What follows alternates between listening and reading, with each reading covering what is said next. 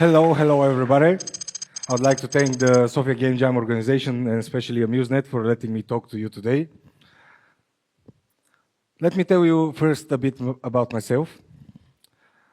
I started streaming a few years ago. I streamed for 5 or 6 years. This is the end screen of my stream. For over a decade, I've been a part of different gaming projects in Bulgaria, especially gaming shows like Africa TV, Limbo, and Tezi TV. Some of you might have heard of them. We did a weekly program with a different group of streamers where you can enjoy and nerd with us on different kinds of topics and games. Progressively, this hobby of mine evolved and I became a host and a co-host of different gaming shows, including a YouTube one, and for 1 year we did a gaming show on TV. And of course I had to include a fan art of a viewer of mine. This is how I see myself when I play video games. I play a lot of Dark Souls, and especially I play with a Zweihander, and my character is almost naked because I have to roll. So big ups to my viewers. I respect them to this day. The average age of my viewers was about 27 years old, so the chat was pretty cool place. In order to not do the presentation all about me, I'm going to tell you about my software experience instead of showing you all of my works, because it's too much, it's definitely too much. I started with 3ds Max, which helped me understand 3D models and volumes. I work with V-Ray, which helped me understand lighting and the different parts of lighting, like global illumination, scatter lighting. Also helped me understand materials like subsurface scattering and things like that. Then I moved on to ZBrush. ZBrush was a cool part of my life because it's the dream of an artist. It was the dream of an artist. Now there are so many programs to choose from. And in ZBrush, I learned a lot about human anatomy because I had to scoop it. Well, with the progress of time, all of this was replaced with my favorite software and the all-time great Blender. I think this is an amazing piece of software and it's completely free. Let's move to animation. I used to use I used to use Flash and Animate, and now I'm using Spine, which is the topic of today's discussion. This program right here, quickly in the past 3 or 4 years, turned into my top 2 favorite softwares of all time. And lastly, but not least, I use Photoshop and After Effects, and over years of experience and finding different softwares to use, I upgraded Photoshop and After Effects to Photoshop and After Effects. Those of you who know.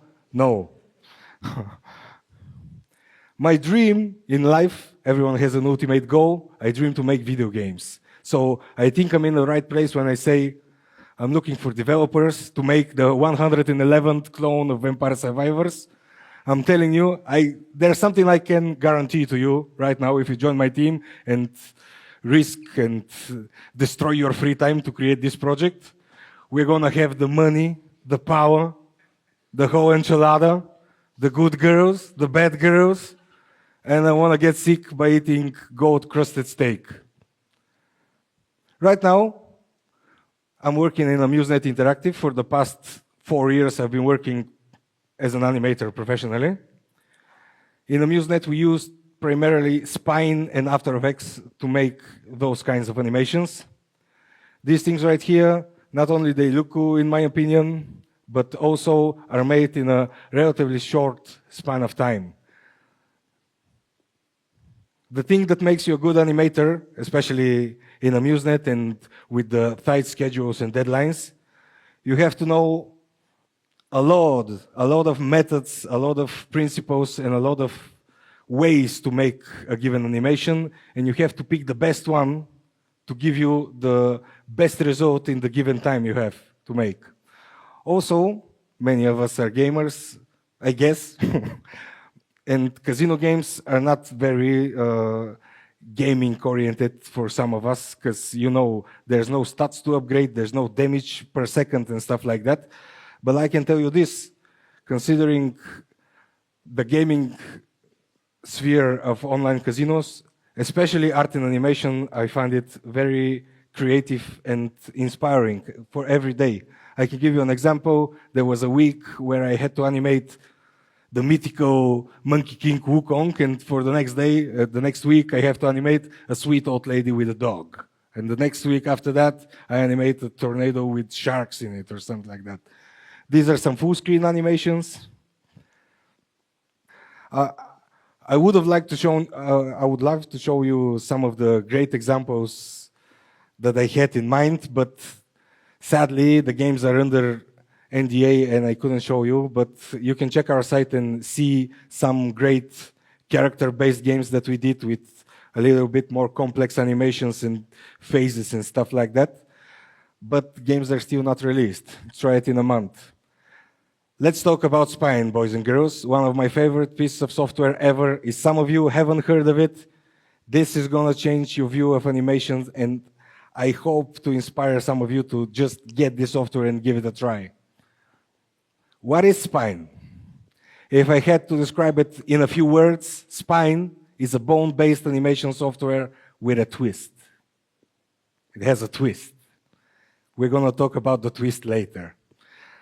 Let's see what bone-based means. As you can see, this is directly captured in Spine. You set up your bones, you set up the rig, you give them some constraints and logic on how to move, and then you attach images to it. One key point I like to make is that Spine can't create images. So you have to have your assets pre-prepared for this stuff. If you have the images neatly packed and cut out and stuff like that, and you add it in Spine, you can have great results. But if you don't have images or any assets and you go in Spine and do some cool rig, come on, man, what you doing? You're going to be laughed out the building. Unless you want to make some cool-looking renders of a rig and funky-looking bone structures.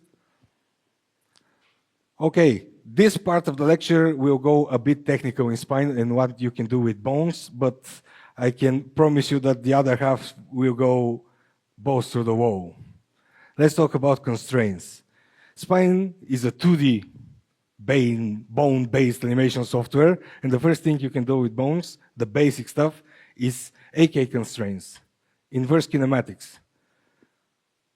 Next, we have transform constraints, where you can constrain the movement of one bone to follow in a given way the changes in another bone. In this example, the yellow bone follows exactly the opposite type of movement the blue bone does. You can do that with rotation, you can do that with scale also. I want you to pinpoint that in your mind because later we're going to have some crazy example with this. And of course the path constraint, you can move them along the path, draw your own path, touch the spacing and stuff like that for the animation.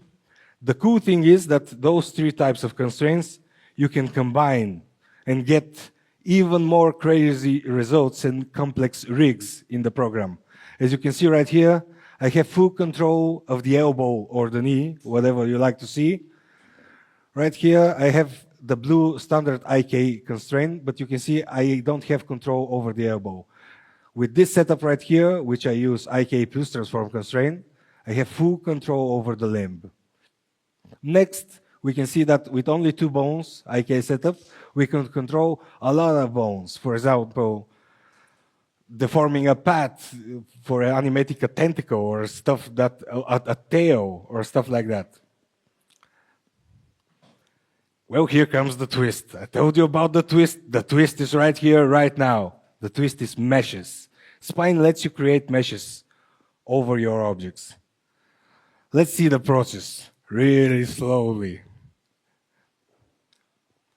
We take the image of this rock out of Google, or some artist may draw it for you, and we create a mesh. Here I like to point out that background in 3D really helps me consider where I want to put those points, those vertices of the mesh. This is 2D, this is completely 2D, but what this allows me to do is now I can manipulate those vertices and get those kinds of deformation in the program. Even cooler, I don't want to select different points all the time and moving around. Spine lets you assign weights to the vertices. So as you can see, this mesh right here has two bones binded to it, and you can assign weights to the given points in vertices. You can see these pie charts right here. They represent the vertices, and every pie chart shows you the influence of every bone on this point. And now I can animate using only one bone, which is pretty handy and saves you a lot of time, and you get great results. In my opinion, amazing results. And this gets even more satisfying and more visually appealing when you apply it to the human face or some more complex forms. You can see right here, we have one bone moving the face and deforming it in different ways. And now, I call you to bring back the point about transform constraints. I'm going to add a different bone that goes behind the point of rotation and bind another bone, and we can see an even greater effect of depth right here. These points right here are not moving realistically, but right now you can see the head going way behind from the original position. So, let me quickly recap what we are talking about. We create the mesh, we weight the mesh, and even the simplest of arts with the simplest of rigs can give you amazing results like these. Right now we are moving only one bone.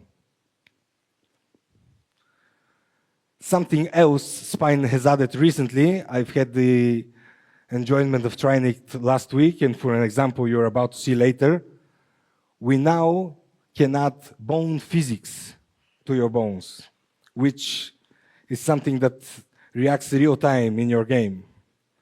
You can imagine that using meshes and using bones combined, you get stuff like this. Another feature I would like to point out before we go to the crazy part is the skins feature of Spine, where you neatly prepare your assets in the game files, you separate them in different folders, and with one rig and one animation, you can change between different skins. And you can even mix and match, for example, giving the katana to the knight, or the helmet to the girl, or this guy's glasses to somebody else. Really cool feature, and you can fully customize it, for example, your characters in game and doing interesting stuff with that. One of the big advantages of Spine in our work in AmuseNet, we make casino games, and our consumer base mainly plays on phone or in ported view, and it's important that the assets are performance friendly. This is a standard export of a 2D animation. You can see this is a sprite sheet. Sprite sheets can get pretty heavy and pretty crazy when you have a lot of animations, and especially when you have high resolution of your art. And really clogs up your RAM, and you have to do different optimizations. This is what you get from Spine. What you can see on the left is an atlas image where we neatly separated all the parts of the art we want to animate, and on the right we have all the rig and animations exported in a JSON file, and everything in there holds all the information about the animation. You can see for these guys the animation file is 100 kilobytes, and you get stuff like this. This is one of my arts and animations for a indie project I did years ago. I gotta say, I'm a much better artist now, but here's what I'm about to show you. A different example is something you can also do and add functionality to your animations. You can see this is a UI animation of different buttons, for example, a main menu. And this bone right here, which is selected, you can see he moves with the idle animation of the menu buttons. Your developers can use this bone, add text or an image or anything else to it, and keep it in line and move with the animation of the other things, which looks a lot cooler. And another thing is, you can see these text right here, this text right here that pops up. These are called events. We can add events in Spine, and then your developers may take these events and play different kinds of stuff, damage sounds, damage per second meters, stuff like that. You can add everything with events, and you can have unlimited events in your game. And now we get to the crazy part of the presentation. I didn't want to get too technical about Spine, even though the presentation is about Spine. I think doing something practical will truly sell you on the software. So I decided to animate this screen. This is the campaign screen of the orcs from Warcraft 3 Reforged. Obviously, I wanted to animate it for some reason. We'll get to see why soon. Let me first show you some examples where I would recommend using Spine. Not that I don't like these games. Hades for me is one of the greatest games ever made. But I think without changing the main game, which is 3D, stylized 3D, all the characters that go and show in the UI, for example, this guy right here, Charon, or characters that show up in dialogue boxes, those guys can use Spine just to give your player a smoother, more pleasant experience while playing the game. Well, I'm an animator, so when I see something static standing for too long, I want to animate it, but definitely these cases right here are places where you can use Spine for a relatively low cost of performance, because Spine is killer in performance. It gives you great results in a matter of kilobytes. Of course, characters to the art where it's in the main menu or full screen menu, and of course on the buttons. As I showed you earlier, I use Spine for animating some of the buttons. You can do great deformations on these buttons right here. And now we start preparing the orc. I would like to put a disclaimer here. The whole thing I'm about to show you, I did it in 3 days in my free time. So it's a bit rough in some areas, but just to show you in a small amount of time what you can do with this software is just amazing. Firstly, and that was the first day, which was not animation at all, I took a print screen from the slide I showed you earlier and started cutting down the orc. Some of the parts I had to fill with content aware or spot healing brush, you know.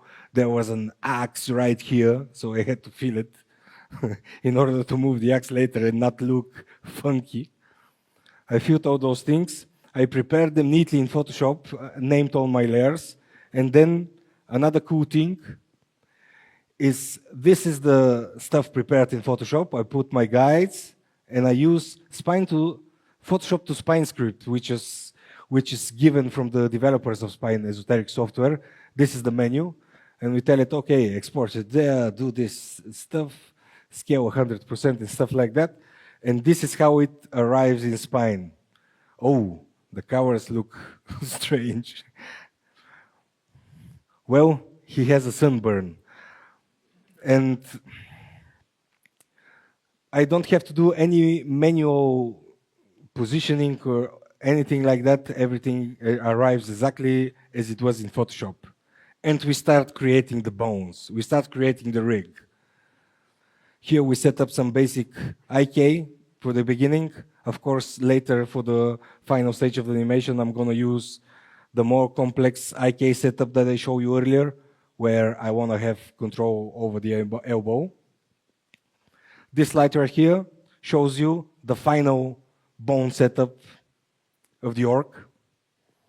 You can see these are the more complex stuff. And something that was completely new, released for the mortals last week, are those physics constraints. You can see right here. I haven't used them before, but I thought, okay, let's give it a go. And I'm pretty happy with the results, although there are some issues that arise later. But you can see these are physics constraints. And when I move the whole body, I don't have to do any animation on these parts. They just move real time and simulate physics. The next step is we mesh everything. We want to have cool deformation on the orc, so we start creating a mesh. First we define the silhouette, then we create the whole mesh, because of course 3D background helps, and where I want to have a cool deformation on, or depending how I want to move the form, you can see how I constructed the horns. I want them to have this twisty motion. This is the way I set up the mesh. Experience helps with creating meshes, of course. You test different setups and they give you different results. Here's some more meshing on the axe. I think these are the two main focal points for the animation, the face and the axe. These are the two things I'm going to focus to move more than everything else. And then we wait. We assign weights to the vertices. And you can see the kinds of deformation I'm about to get with moving only one bone. This is the face, looking pretty good for a couple of hours of work. And this is the axe. Not moving perfectly, of course, but then again, I didn't have a week. And now the rig is complete. You can see all parts are weighted, all parts are meshed, all parts are moving in the desired way.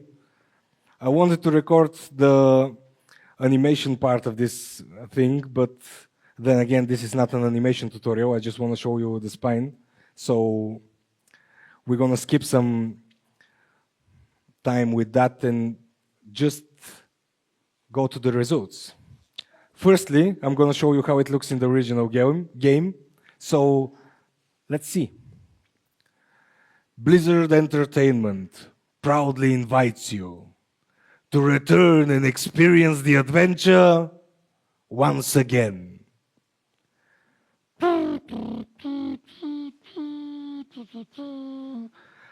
I swear to you, he is moving. I'm not sure if you can see it on this, with these strange colors and these contrast right now, but he is moving. I haven't bought Reforged, so it was a surprise to me when I saw that one. And as an animator, I said to myself, this has to move. So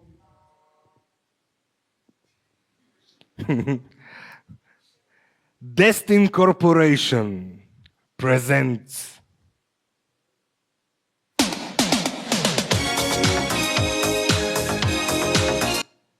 somebody is messing with my slides. I'm sorry. But of course, depending on the anticipation, it would have had a really great effect. Let's do this properly. 3Dest Games presents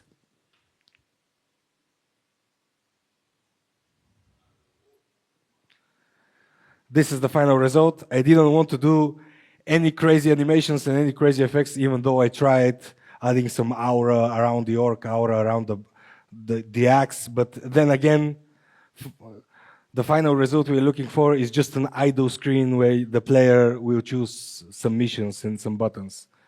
This is the money screen right here. This is the comparison between the two orcs.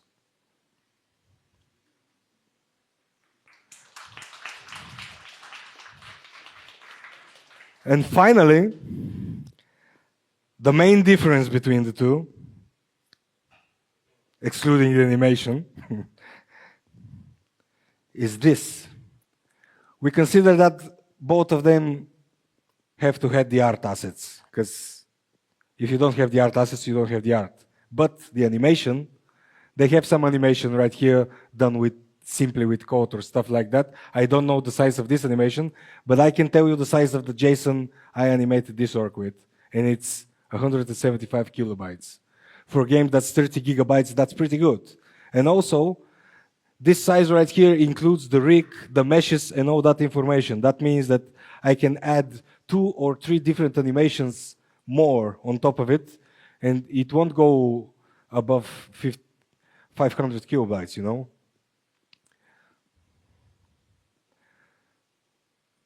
As closing thoughts, I would like to remind you that I'm looking for indie Unity developers to make a game. We're going to have this, das, and that, and all.